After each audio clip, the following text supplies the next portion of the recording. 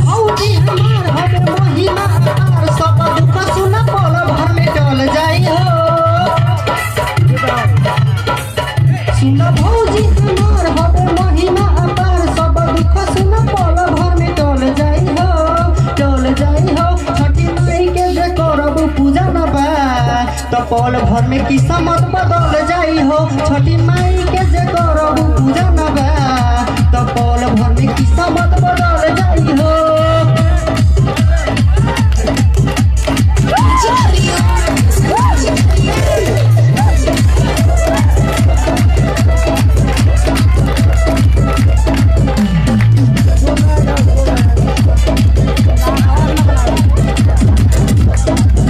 माई के पूजा कल होई बहुते पूर्ण हो कृपा होई माई के जदी दीहे सुनल मान हो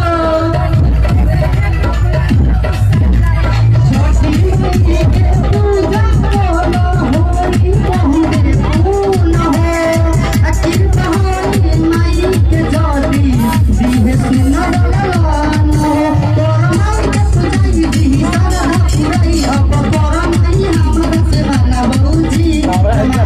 माई के जे करब पूजा न बा तो पल भर में किस्मत बदल जाई हो छोटी माई के जे करब पूजा न बा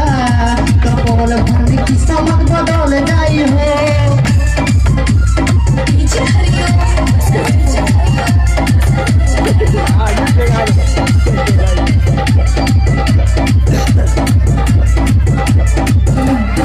जय सुनाए भौजी ले माथे पगौरा हो अनिल अर्जुन संदीप सुन ले केरा के धौरा हो अमित कौन राई कहर भी जय सुनाए भौजी ले माथे पगौरा हो अनिल संदीप सुन ए भौजी ले केरा के धौरा हो नंदी किस्मत ले जाई दी घोटिया सजाई दीवाना जी से गीतिया गवाई गो भौजी छोटी माई के जे करब पूजा न बा पल भर में किस्मत बदल जाई हो छोटी माई के जे करब पूजा न बा पल भर में किस्मत बदल जाई हो सुन भौजी हमार हवे महिमा अपार सब दुख सुन पल भर में टल जाई हो छोटी माई के जे करब पूजा न बा